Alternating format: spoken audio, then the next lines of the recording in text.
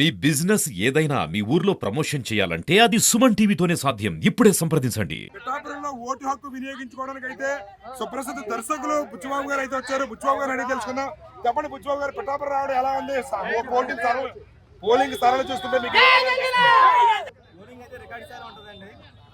స్టేట్లోనే record స్థాయిలో polling register అవుతుంది, దాంట్లో తిరిగి నేను చదువుకున్న స్కూల్లో ఓటేయడం నాకు అంటే పిఠాపురం మాది. నేను చదువుకున్న స్కూల్లో వచ్చి ఓటేస్తుంటే ఒళ్ళు పొలకించింది నాకు. అందుకని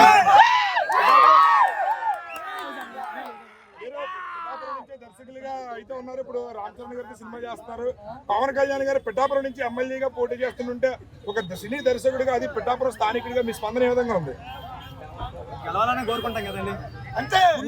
ప్రతి ఒక్కరు కూడా ఇక్కడ పొద్దుట 7 గంటల నుంచే కూడా భారీ ఎత్తున క్యూ లైన్లు ఉన్నాయి. పెద్దోళ్ళ దగ్గర నుంచి వికలాంగుల దగ్గర నుంచి ప్రతి ఒక్కరు, యువత కూడా అందరూ కూడా ఓటు హక్కు వినియోగించుకోవడానికి వారిని తిరుగుతారు. ఎంత స్పందన ఎప్పుడు కూడా లేదని చెప్పి ప్రతి ఒక్కరు అంటున్నారు. దీంట్లో మీరు ఏ విధంగా ఫీల్ అవుతున్నారు?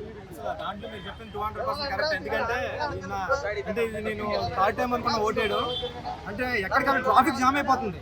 అంటే ఓటింగ్ కి ట్రాఫిక్ జామ్ అవడం అన్నది ఇదే చరిత్రలో ఫస్ట్ టైం అది పిఠాపురం జరుగుతుందండి. సూపర్ నిజంగా.